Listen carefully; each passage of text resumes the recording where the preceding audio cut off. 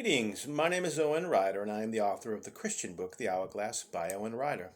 Two of the most significant events in the Bible consist of Christ's New Testament act of redemption, whereby fallen men can find the forgiveness of sin by believing in the blood Christ shed on the cross at Calvary, as well as the reason for such an intervention, specifically the fall of man in Genesis 3, whereby through disobedience, sin became a part of the human soul's genetical makeup. The backstory to the fall of mankind begins in Genesis 2:16 through 21, which says, and I quote, "And the Lord commanded the man, saying, Of every tree of the garden you may freely eat, but of the tree of knowledge and good and evil you shall not eat, for in that day that you eat of it you shall surely die." End quote. Regarding said tree, it is likely the tree itself was not evil, but the eating of it was when the Lord said not to. In fact, after the man and woman ate of the tree in Genesis 3:6, in verse 8, the Lord comes looking for them and immediately notices unusual behavior, and that they were hiding, and they had also covered their nakedness. Guilt and the ensuing shame, which they had not experienced up to that point, had gripped them. At the time of their creation, one might speculate that Adam and Eve were in the least young adults when they each came to be, and in this pre-fall condition they were innocent and possibly even childlike, especially when it came to their relationship with the Lord. And at the time of the serpent's appearance in Genesis 3:1, though Scripture does not tell us, it may not have been their first encounter with the serpent, thus such familiarity may have contributed to their downfall. Who knows, the old serpent may have eaten of the tree himself, lowering their guard even more. As for the ensuing curse placed upon the serpent in Genesis 3, he was from then on to crawl on his belly, suggesting he may have been an upright, two-legged being up to that point, with serpentine-like skin, possibly even humanoid.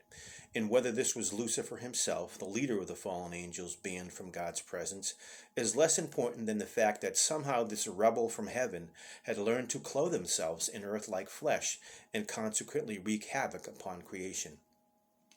Harkening back to the tree of knowledge, we must realize creation is not without its nuts and bolts aspect, which is sourced in the omniscience of God. For not only does God have all knowledge, he is the creator of all knowledge. And whether you are a fallen angel who has learned how to masquerade as a serpent, or a fallen soul bent on finding the keys to undo a cursed existence, God has created a plethora of knowledge, if one knows where to find it as well as how to access it. Today we live in a world of technological wonder, seen and unseen. Hence the tree of knowledge is now a dense cosmic forest.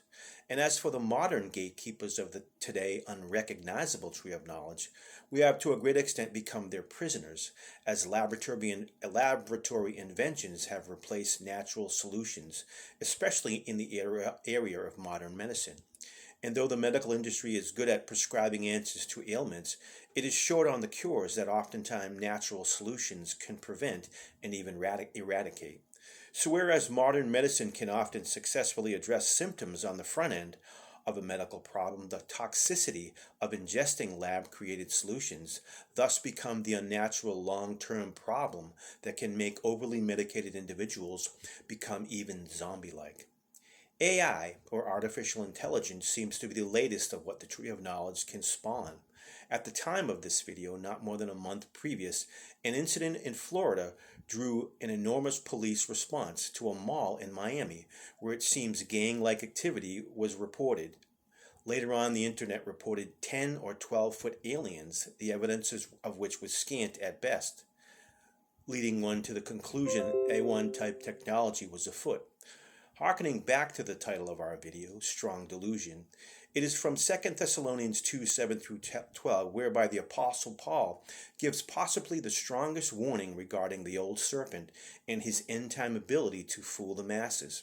For whether the incidents that are in Miami are false flags, artificial intelligence, or fallen spirits clothing themselves in earthen vessels, one's allegiance to Christ and his gospel can be the difference between souls once again falling prey to the deceptiveness found within the tree of knowledge. My name is Owen Ryder. Thanks for listening.